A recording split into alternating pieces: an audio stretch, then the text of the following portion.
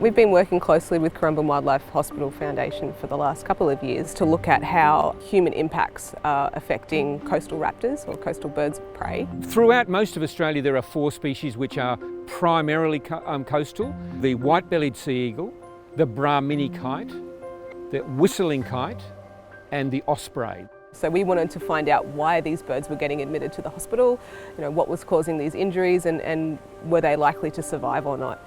They get thousands of animals every year and the data that they collect from when animals are admitted to the hospital hasn't really been tapped into. So finding out why they're admitted and what their survival rates are like and what time of year and all these sorts of things. And found some pretty interesting stuff. They get hit by cars a lot, that's a pretty normal one. But also bird attack. We found that a lot of the young birds during fledgling season are getting attacked by your urban species, so noisy miners, crows, magpies, those sorts of things. So that was really, really common. But the big thing that Vicky was able to discover was that huge numbers of them are getting tangled up in fishing lines and fishing nets. The detritus, the rubbish that fishers often leave around without even thinking.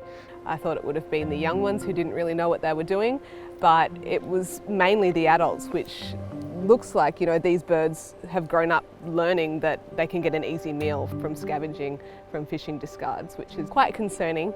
But Vicky's work shows that it's the most important thing along the coast. They're coastal birds of prey, they love to eat fish. This is where humans' activities and these birds interact, and it's something we've got to really take seriously. 3 of the 4 species are very heavy scavengers, and so that's really important for the transfer between nutrients from marine and terrestrial systems. It's really important for cleaning up things, and they also regulate everything below them in the food chain. So they sort of keep a really important balance. So it's really important for us to look after them and make sure that they can continue to flourish in this area.